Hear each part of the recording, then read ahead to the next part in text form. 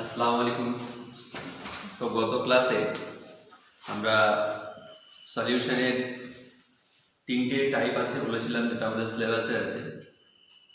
একটা হচ্ছে লিকুইডের মধ্যে গ্যাসের দ্রবণ, একটা সলিডের মধ্যে সলিড, আর একটা লিকুইডের মধ্যে সলিড। তো আমরা প্রথমটা শুরু করেছিলাম যে লিকুইডে গ্যাসের দ্রাব্যতা। তো ওখানে আমরা লাস্ট যেখানে ছেড়েছিলাম সেটা হচ্ছে হেনরির সূত্র আর হেনরির সূত্রের বৈশিষ্ট্য। আমরা হেনরির সূত্রের এখন ভ্যালিডিটি প্রযোজ্যতা থেকে পড়ব। সবাই হেডিং করো।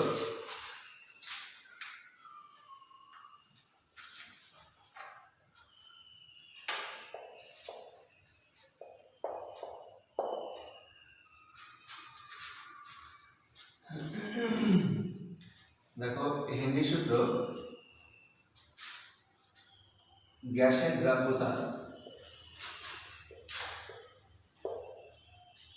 বেশি হলে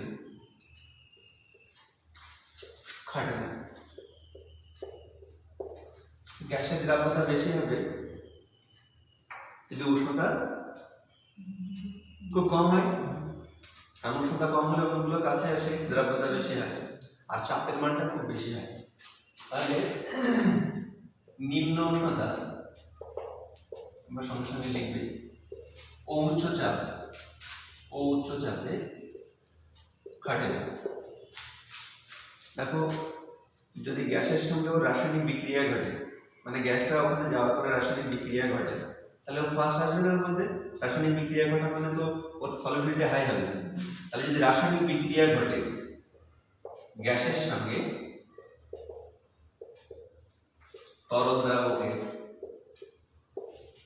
দ্রাবকের বিক্রিয়া ঘটলে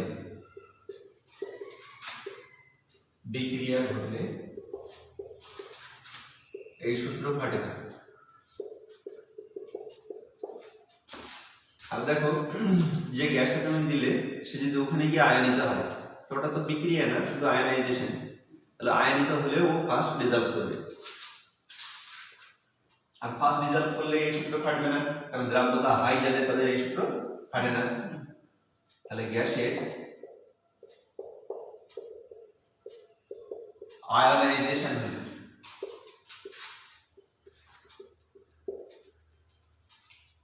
এই সূত্র খাটে না।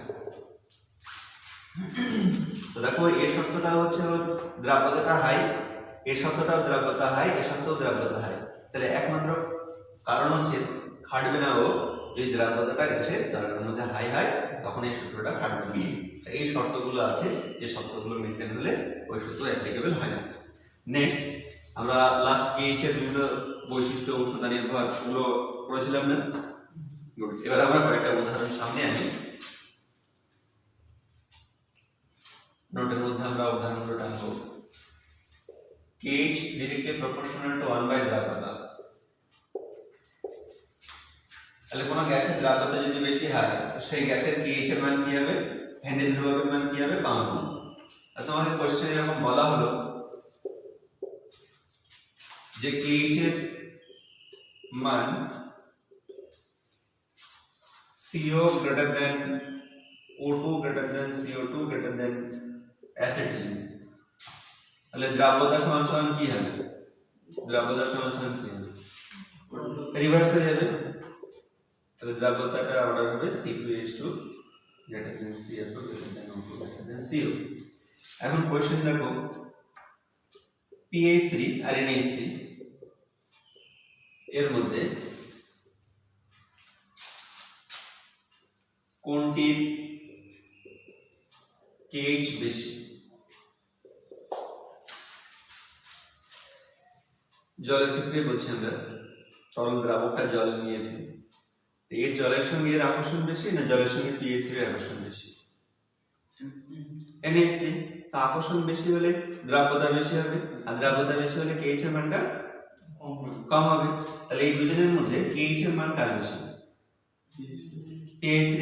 এই NH3 কেন? PH3 greater than NH3। Solubility reverse না, এটা উল্টো না। নেক্সট, তাহলে আমাদের তরলের মধ্যে গ্যাসের দ্রাব্যতা কমপ্লিট হলো। এবার অল্প একটু সিলেবাসে আছে সলিড দ্রবণ। তো সবাই হেডিং করো সলিড দ্রবণ।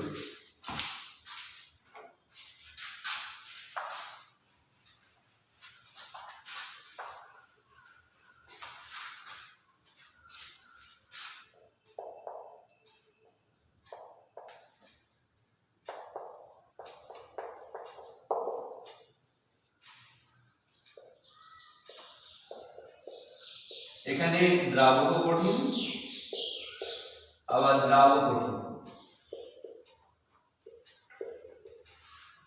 তাহলে যেখানে দ্রাবক উভয় কঠিন সেই সকল দ্রবণকে আমরা কি বলি? কঠিন দ্রবণ বলি। প্রকার কঠিন দ্রবণ দুই রকমের, একটা প্রতিস্থাপিত কঠিন দ্রবণ আর একটা ইন্টারস্টিশিয়াল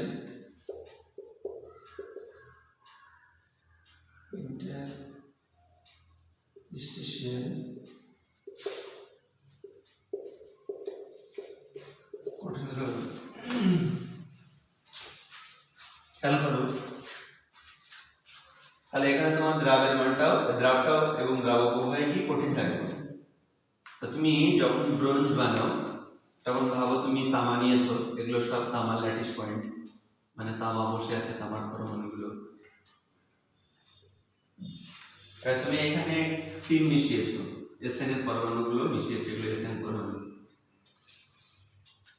এসএন পরমাণু ওই কিছু টিন পরমাণু কিছু তামার পরমাণুকে রিপ্লেস করে ওই জায়গায় বসে যাবে, তাহলে ওর ল্যাটিস পয়েন্টগুলো কিছুটা অধিকার করবে কে?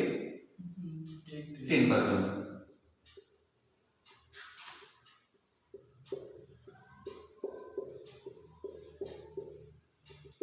এগুলো ধরো টিনের পরমাণু। তাহলে এইভাবে আমরা যে ধাতু সংকরগুলো বানাই সেখানে তো দুজন উপাদান সবই তো সলিড থাকে, তো বাইনারি নিলে দুজন থাকে, ট্রাইনারি নিলে তিনটে ধাতু একসঙ্গে বসে থাকে। তো আমরা বাইনারি নিয়ে যেহেতু আলোচনা করছি, তাহলে এই ধরনের কঠিনে কি হয়, এই ধরনের দ্রবণে কি হয় যে কিছু কঠিন পদার্থকে, কিছু কঠিন কণাকে অন্য কোনো কঠিন পরমাণু অপসারিত করে তার জায়গা দখল করে। এই জন্য এটাকে আমরা কি বলেছি? প্রতিস্থাপিত কঠিন দ্রবণ। তাহলে উদাহরণটা কি দাঁড়ালো? ব্রোঞ্জ বা যে কোনো ধাতুর সংখ্যা তুমি জানতে পারো। নেক্সট এটা দেখো, ইন্টারস্টিশিয়াল দেখো।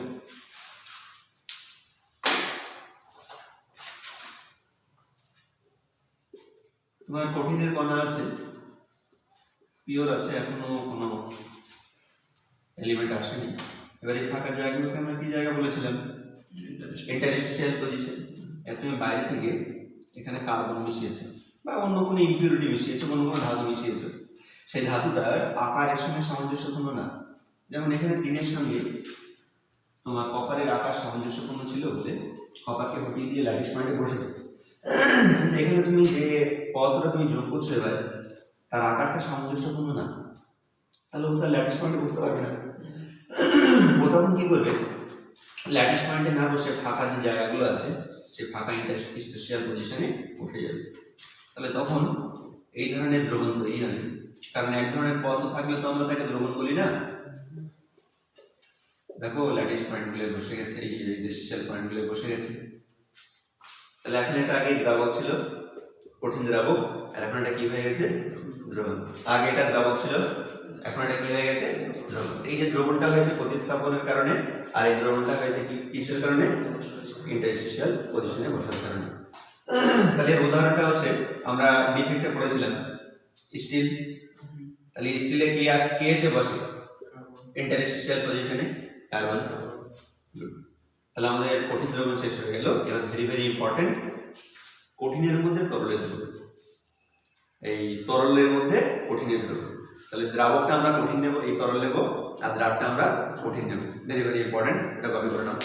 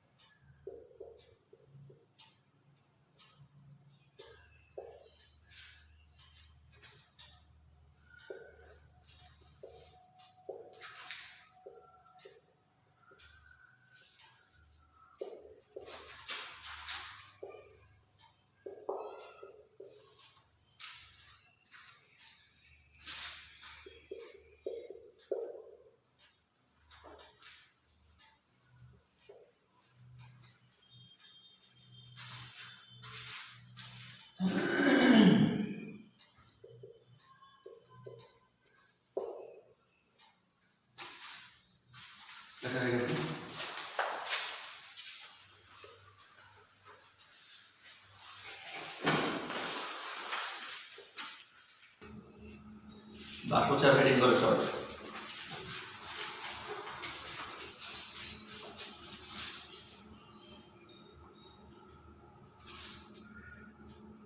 দেখো আমরা একটা আবদ্ধ পাত্র নিয়েছি আর সেখানে কিছু লিকুইড নিয়েছি, জল ধরতে পারবে, এটা জলের উপরে থাকে, এখানে বাতাস আছে, বাতাস, আর একটা উষ্ণতা নির্দিষ্ট রাখা আছে, বাষ্পায়ন হতেই থাকবে। আর এই বাতাসটা এই উষ্ণতায় এখান থেকে বাষ্পগুলোকে গোল গোল ইন্ডিকেট করছি। বাতাস আলাদা জিনিস আর এই তরলটা বাষ্প আকারে যাচ্ছে সেটা আলাদা জিনিস। তো এই বাতাসটাই বাষ্পগুলোকে খাচ্ছে। একটা সময় আসবে যে এই উষ্ণতা এই বাতাসটা সম্পৃক্ত হয়ে যাবে, এই জলীয় বাষ্প দ্বারা সম্পৃক্ত হয়ে যাবে। তখন এই বাতাসটা আর জলীয় বাষ্প ধারণ করতে পারবে না। তখন কি হবে, যে হারে এখান থেকে জলীয় বাষ্পে যাবে সেই হারে আবার বাষ্পগুলো ঘনীভূত হয়ে তরলে নামবে। এই কন্ডিশনটাকে আমরা বলি কোনো তরল তার বাষ্পের সঙ্গে সাম্যাবস্থায় আছে। বলো, কোনো তরল তার বাষ্পের সঙ্গে সাম্যাবস্থায় আছে। এখানে উষ্ণতাটা খুবই ইম্পর্টেন্ট, কারণ উষ্ণতা যদি চেঞ্জ হয় তাহলে বাতাসের বাষ্প খাওয়ার প্রবণতা চেঞ্জ হয়। তখন এটাকে সম্পৃক্ত করার জন্য আরো বাষ্প লাগবে, উষ্ণতা কম হলে আরো কম হবে। তো যাই হোক, এই বাষ্পটা যে উপরে আছে সেই বাষ্পটা তো এক জায়গায় স্থির নেই, এলোমেলো ভাবে ঘুরে বেড়াচ্ছে। তা সেই তরলের উপরিতলে এখন চাপ দিচ্ছে, একটা ধাক্কা মানে চাপ, বল বাই ক্ষেত্রফল। ওই বাষ্পটা তরলের উপরিতলে যে চাপ দেয় তাকে আমরা বাষ্পচাপ বলি। তাকে আমরা কি বলি? বাষ্পচাপ। তাহলে আমরা সংজ্ঞা রিপ্রেজেন্ট করলাম, কোনো তরল স্থির উষ্ণতায়, উষ্ণতা টু বি নোটেড, বারবার এটাকে স্থির রাখতে হবে। স্থির উষ্ণতায় কোনো তরল তার বাষ্পের সঙ্গে সাম্যাবস্থায় থাকে, ওই বাষ্প তরলের উপরিতলে যে চাপ সৃষ্টি করে তাকে বাষ্পচাপ বলে। ওকে, নেক্সট। এখন বাষ্পচাপের প্রকার দেখো।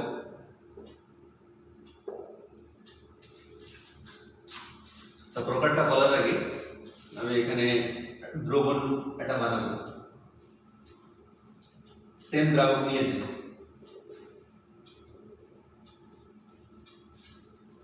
একই আবদ্ধ পাত্র, বাতাসের পরিমাণ সেম আছে, উষ্ণতা সেম আছে। এবার এখানে যখন দ্রাব মিশিয়েছি তাহলে ওটা হোমোজিনিয়াস সলিউশন হয়েছে, হোমোজিনিয়াস সমশর্ত। তাহলে এই সারফেসে এখন দ্রাবের কণা আছে না নেই? সারফেসেও দ্রাবের কণা আছে। একটা শরবত বানিয়ে জিভ দিয়ে দেখলে উপরে মিষ্টি লাগে না লাগে? তাহলে এখন সারফেসটায় দ্রাবকের অণু ছাড়াও দ্রাবের অণু আছে। আর এই বাষ্পে যে যায় সেটা সারফেস থেকেই দ্রাবকের অণুগুলো যায়। তো এখন যদি এই সারফেসে দ্রাবের অণু এসে বসে আর তারা যদি ওখানে বাষ্পে না যায় তো বাষ্পচাপ কমে না বাড়ে?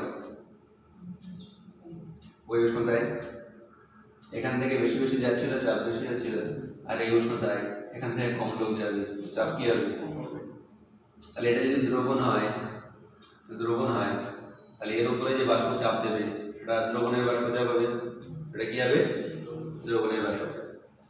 তো আমরা বিশুদ্ধ দ্রাবক যখন হয় তখন বাষ্পচাপটাকে মাথায় নট দিয়ে প্রকাশ করি। নট মানে বিশুদ্ধ উপাদানের বাষ্পচাপ, বিশুদ্ধ উপাদানের বাষ্পচাপ। আর যদি মাথায় নট না থাকে তাহলে ওটা আমরা দ্রবণের বাষ্পচাপ বলি। তাহলে আমরা বাষ্পচাপ দু রকমের পাবো। একটা হচ্ছে বিশুদ্ধ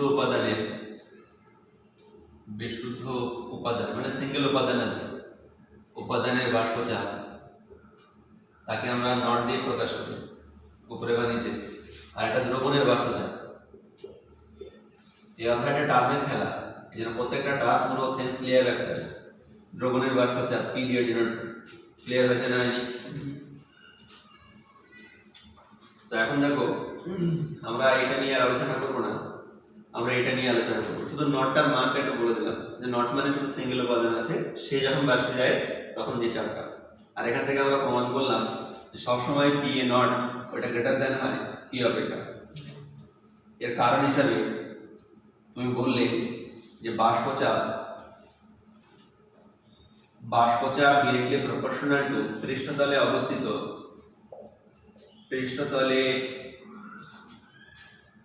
অবস্থিত দ্রাবকণুর সংখ্যা।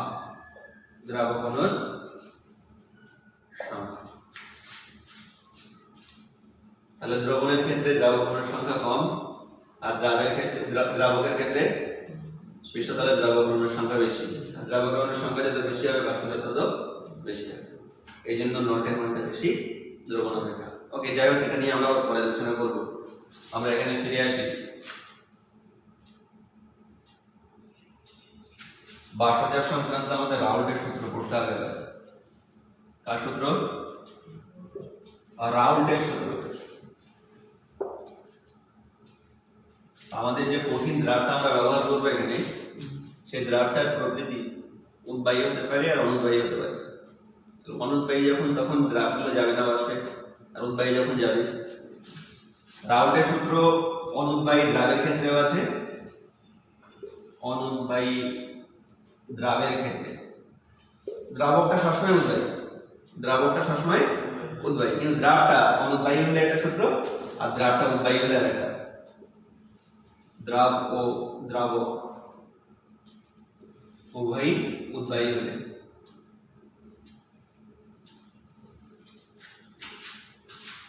খেয়াল করো।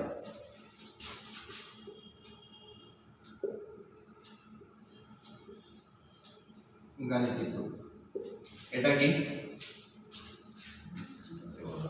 দ্রবণের বাষ্পচাপ। এটা কি? বিশুদ্ধ উপাদানের বাষ্পচাপ। আর এক্স মানে কি বলতো?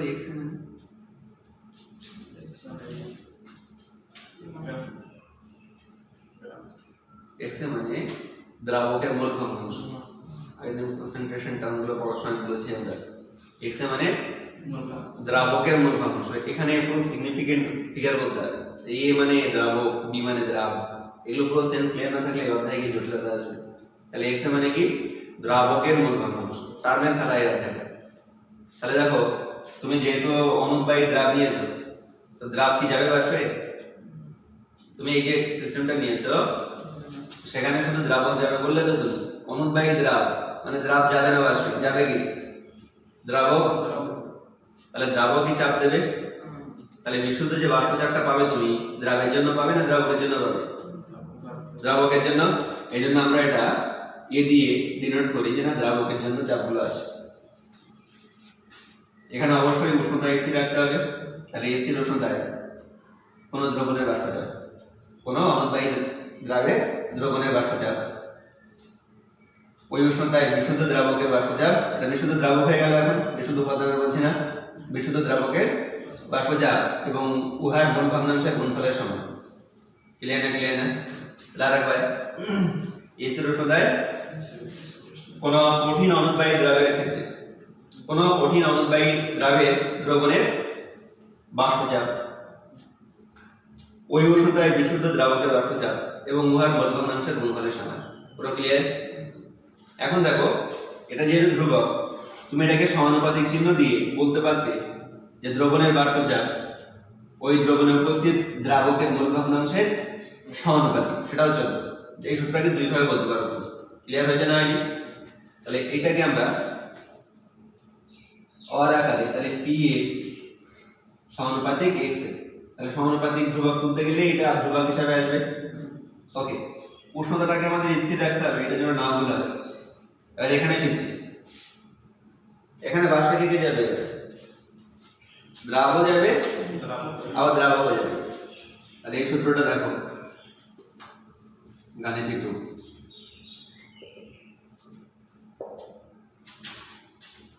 এটা কি? নট আছে কি?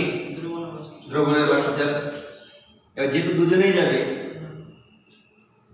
ছবিটা একটু দেখিয়ে দিই। এখানে ছবিটা আছে, আমরা এটা করেছিলাম এর জন্য। ছবিটা আমার নিচে করলে বেশি ভালো।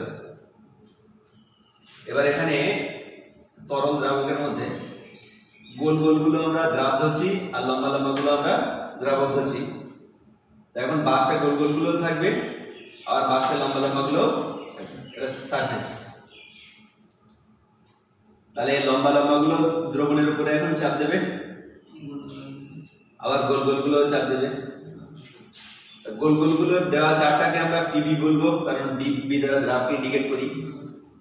আর লম্বা লম্বাগুলো আমরা দ্রাবক বলেছি, তাহলে এর জন্য যে চাপটা সেটা পিএ বলবো। দুটোই দ্রবণের বাষ্পচাপ, দুটোই দ্রবণের বাষ্পচাপ। তাহলে আমরা যে দ্রবণের বাষ্পচাপ পেয়েছি, দু রকম ভাবে আসতে পারে, পিএ আর পিবি। এটাও দ্রবণের বাষ্পচাপ, এটাও দ্রবণের বাষ্পচাপ। তো দেখো এখানে দ্রবণের দু ধরনের বাষ্পচাপ আছে। তুমি টোটাল বাষ্পচাপ চাও, তাহলে P equal to PA plus PB, particular উষ্ণতায় টোটাল বাষ্পচাপ। তো যাই হোক, আমরা গাণিতিক রূপ রিপ্রেজেন্ট করছি। তাহলে আগে দ্রাবকের জন্য নিলাম সমান সমান ওর বিশুদ্ধ ওই উষ্ণতায় ওর বিশুদ্ধ বাষ্পচাপ ইনটু ওর মোল ভগ্নাংশের গুণফল। আর যদি আমরা বি এর জন্য নিই, তাহলে দ্রবণের বাষ্পচাপ সমান সমান ওর বিশুদ্ধ বাষ্পচাপ, ও সিঙ্গেল থাকলে বিশুদ্ধ বাষ্পচাপ যেটা আসতো ইনটু xb। তাহলে সূত্রটা রিপ্রেজেন্ট করছি, যখন দ্রাব ও দ্রাবক উভয় উৎপন্ন, আগে স্থির উষ্ণতা বলা আছে, স্থির উষ্ণতা সবসময়ই ওটা মনে রাখতে হবে। স্থির উষ্ণতায় যখন দ্রাব ও দ্রাবক উভয় উৎপন্ন, এরূপ দ্রবণের ক্ষেত্রে যে কোনো একটা উপাদানের জন্য দ্রবণের বাষ্পচাপ, সেই উপাদানটার বিশুদ্ধ বাষ্পচাপ এবং উহার মোল ভগ্নাংশের গুণফলের সমান। ক্লিয়ার না? ওকে, এখন এই সূত্রের ভ্যালিডিটি দেখো। আগে পর্যন্ত কপি করে নাও, তার ভ্যালিডিটি আসে।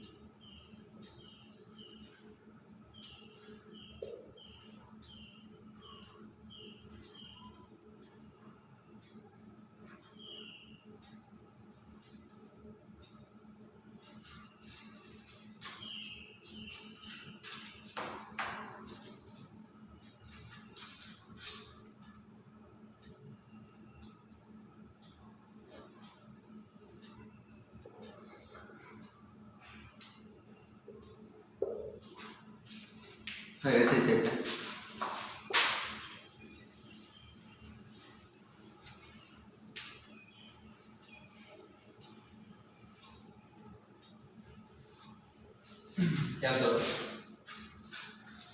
আমরা দ্রাব যখন অনুপায়ী, তখন সমীকরণ পেয়েছি P equal to PA not into XA।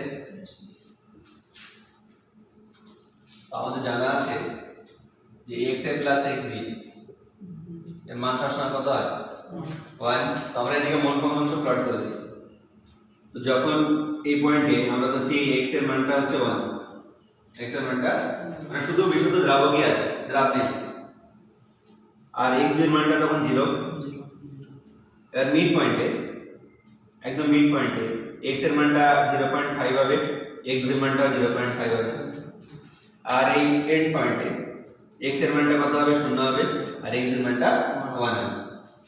তো আমরা এখানে বসাচ্ছি x এর মান যদি 1 বসাও, তাহলে p এর মানটা কি হবে? এদিকে বাষ্পচাপ প্লট করেছি দ্রবণে, এদিকে দ্রবণের বাষ্পচাপ p এ প্লট করেছি এদিকে। তাহলে x এর মান যদি 1 হয়, তাহলে p এর মানটা কোথায় লিখব? এই বিন্দুতে x এর মান 1, এই বিন্দুতে p এর মান কত দূর হবে? কোথায় কি হবে? 1 বসাও, কি বের হবে? p এখানে এক বসাও পি এ নট বেরোয় তাহলে x a = 1 হলে তোমার p এর মানটা হচ্ছে p a নট এই মানটা এবার x এর মান এক ম্যাক্সিমাম এরপরে যত এদিকে যাব x এর মানটা কমবে না বাড়বে তাহলে x এর মান যদি কমে তাহলে এই মানটা কমে যাবে না বেড়ে যাবে কমে যাবে 0.5 বলে আরো কমে যাবে তাহলে p এর মান ক্রমশ কমবে আর এই বিন্দুতে এসে x এর মান 0 বসালে p এর মান কি বেরোবে 0 বেরোবে তাহলে 0.5 এ ধরো এই মিড পজিশনে এসে তাহলে 0 বিন্দুতে এখানে আসবে তাহলে ওটা আমরা যদি যোগ করি এরকম লেখচিত্র পাবো এবার আমরা যখন উভয় উদ্বায়ী এটা আমরা প্রথম কেস নিলাম কেস 1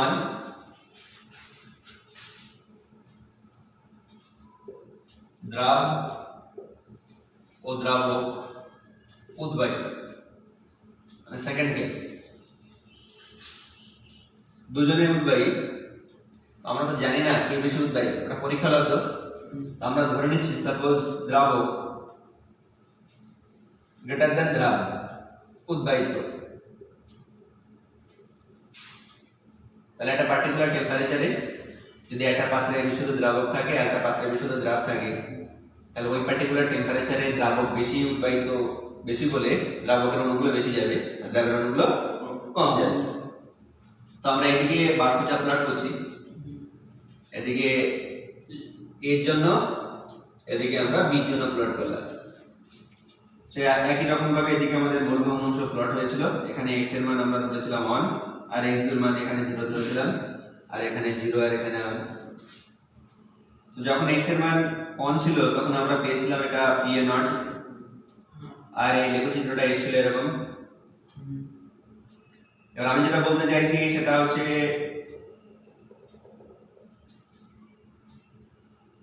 দ্রাবটা কি সমান উদ্বায়ী না কম বেশি কি ধরে নিয়েছি কম কম তাহলে বিশুদ্ধ দ্রাবের বাষ্পচাপটা ওই সেম ওষুধ বিশুদ্ধ দ্রাবের বাষ্পচাপটা এই দূর হবে না এর থেকে উঁচু হবে এর থেকে নিচু হবে কোথায় হবে নিচে হবে মানটা কম বলেছি আমরা যেটা অ্যাজিউম করে নিয়েছি সাপোজ এখানে তাহলে যখন এই x b এর মান তাহলে এটা আমরা এই যে গ্রাফটা আমরা পেয়েছি pa = pa not x a এটা প্লট করে তাহলে একই রকম ভাবে যদি আমরা এই লেখচিত্রটা প্লট করি তাহলে আমরা এখান থেকে গ্রাফটা এরকম পাবো তখন এটা pb = pb নট x হবে xd হবে ক্লিয়ার না এবার এটা হলো শুধু যখন দ্রাবক একা উদ্বায়ী আর এটা যখন শুধু দ্রাব একা উদ্বায়ী দ্রাবকটা অনুদ্বায়ী ধরেছে আর এটা শুধু দ্রাব অনুদ্বায়ী ধরেছে এবার দুটোই যদি উদ্বায়ী তখন রেজাল্টেন্ট যে দ্রবণটা হবে তার বাষ্পচাপ কি হবে তার বাষ্পচাপটা কি এটা হবে না এটা হবে না দুটো যোগফল হবে তো এখানে দেখিয়েছি দুটো যোগফল হবে যখন দুজনেই উদ্বায়ী তখন দুটো যোগফলটাই দ্রবণের বাষ্পচাপ আর সেই বাষ্পচাপটা কত হবে সেটা হচ্ছে এদের এই অ্যাডিশনটা হবে এটা তাহলে এইটা ইন্ডিকেট করছে pa + pb এই মানটা ইন্ডিকেট করছে তার মানে এই মানটা হচ্ছে pa not * xa + pb not * xb তাহলে এটা হচ্ছে দ্রবণের বাষ্পচাপ এটা হলো দ্রবণের বাষ্পচাপ আর এটা একটা উপাদানকে যখন আমরা অনুদ্বায়ী ধরছি একটা উপাদানকে যখন অনুদ্বায়ী ধরছি ক্লিয়ার না তো রাউল্টের সূত্রটাকে আমরা লেখচিত্রের সাহায্যে রিপ্রেজেন্ট করলাম কপি করে নাও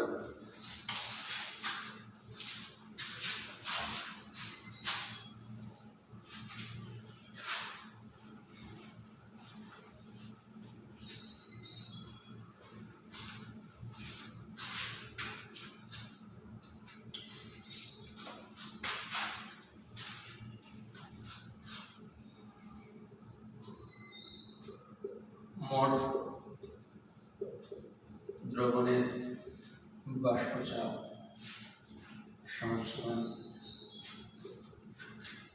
pa + p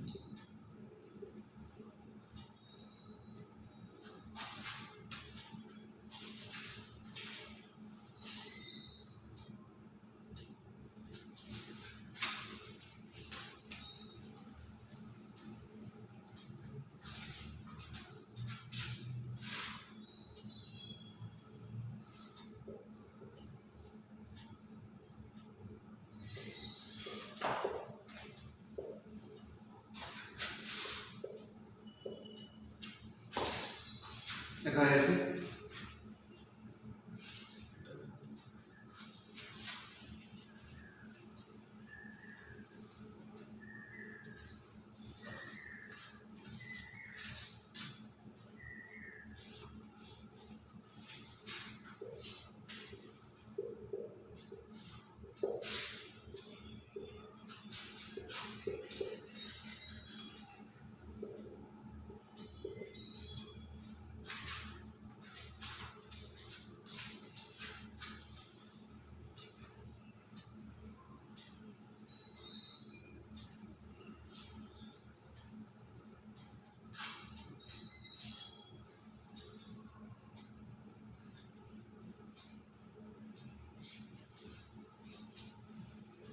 নেক্সট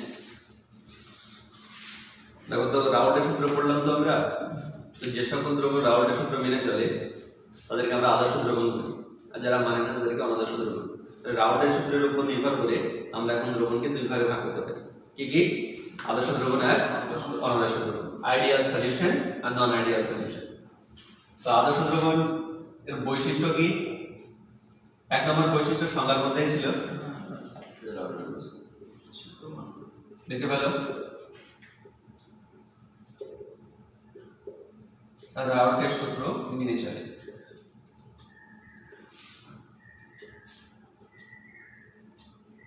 দেখো যখন একটা পাত্রে তুমি দুটো উপাদানকে মেশাবে, তো মিশ্রটা তৈরি হলো, তার আয়তন বাড়বে না কমবে? বেড়ে যাবে।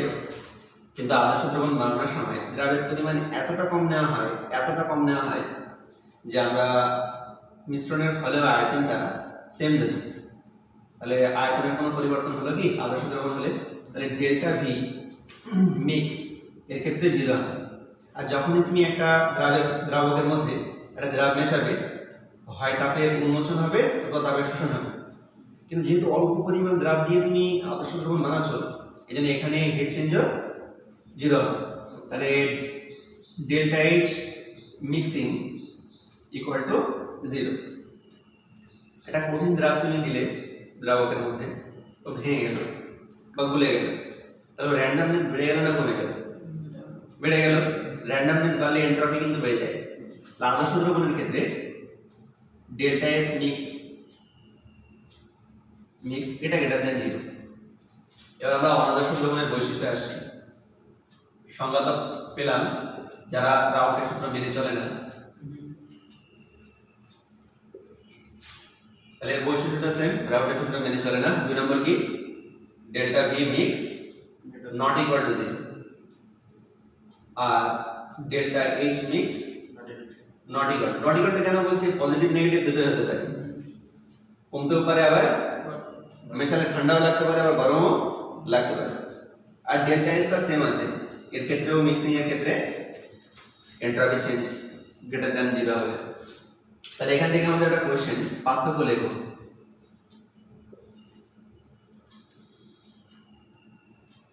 আদর্শ দ্রবণ ও অনাদর্শ দ্রবণ।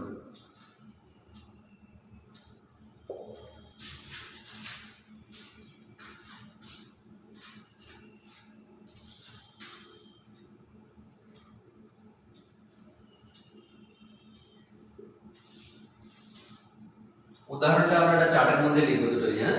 এই চার্টটা কমপ্লিট করো, এটা ভেরি ভেরি ইম্পর্টেন্ট।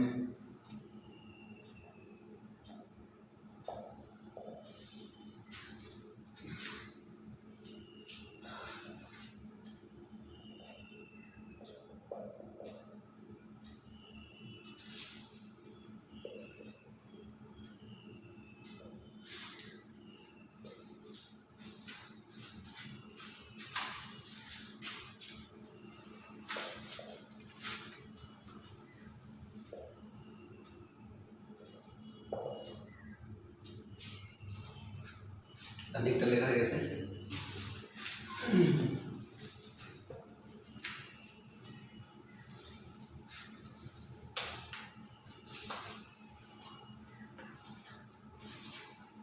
দেখো আদর্শ দ্রবণ চেনার উপায়, এটা খুব ইম্পর্টেন্ট কথা।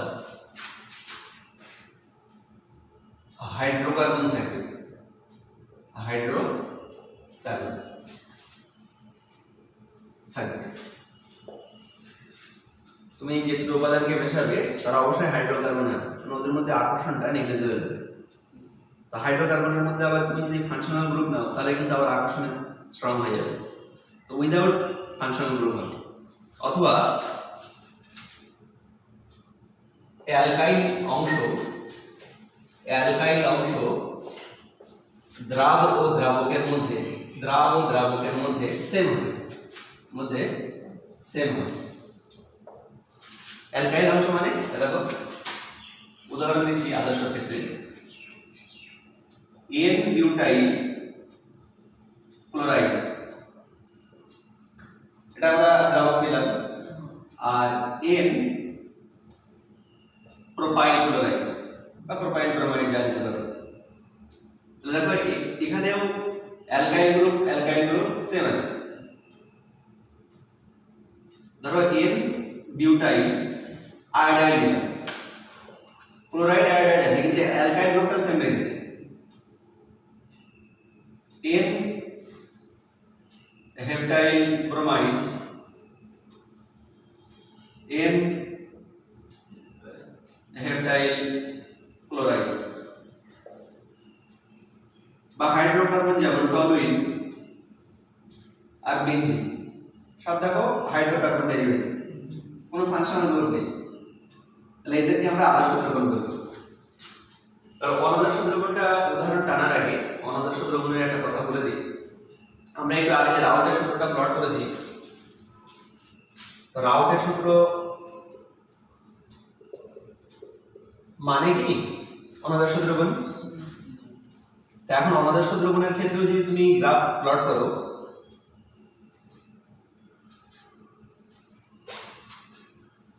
আমরা ধরে নিচ্ছি দ্রাব অনুদ্বায়ী আদর্শ,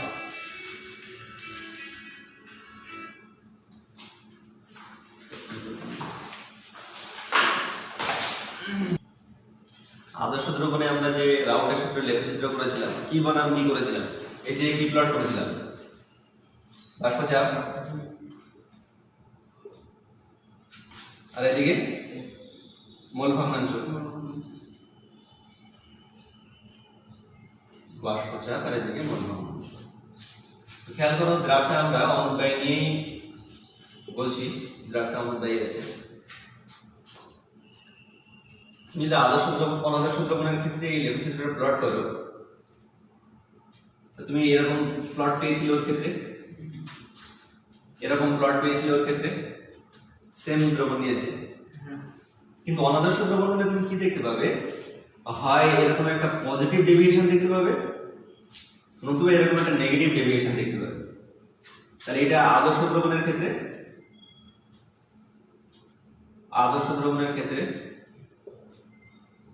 আর এটা অনাদর্শ দ্রবণ। এটাকে আমরা ধনাত্মক বিচ্যুতি বলি, ধনাত্মক বিচ্যুতি। তাহলে এটা পেয়েছিলাম আমরা কার জন্য, আদর্শ দ্রবণের জন্য। তাহলে এটা আদর্শ আইডিয়াল, আর এটা নন আইডিয়াল। তো এটাকে আমরা ঋণাত্মক বিচ্যুতি বলি।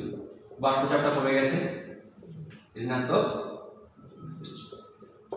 তাহলে আমরা মোল ভগ্নাংশ বনাম যদি বাষ্পচাপ প্লট করি অনাদর্শ দ্রবণের ক্ষেত্রে, তাহলে আমরা কারটা হয় ধনাত্মক বিচ্যুতিওয়ালা পেতে পারি অথবা ঋণাত্মক বিচ্যুতিওয়ালা পেতে পারি। তাহলে আমরা এখন প্লট করছি অনাদর্শ দ্রবণের জন্য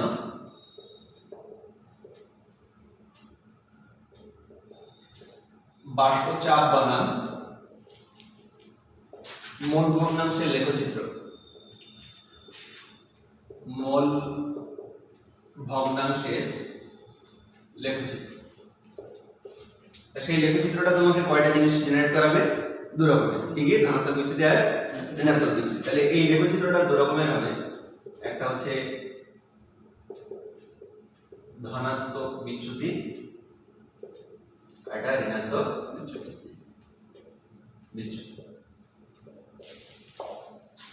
তাহলে অনাদর্শ দ্রবণ হওয়া মানে দুই ধরনের বিচ্যুতি। এখন কখন কোন বিচ্যুতি হবে বা কোনটা কার উদাহরণ হবে সেটা এখন আমরা কারণ সহ বিস্তারিত জানবো। এটা কপি করে নাও। তারপরে এই উদাহরণের বাক্যটা কমপ্লিট করব। আমার হয়ে গেছে ডায়াগ্রামটা।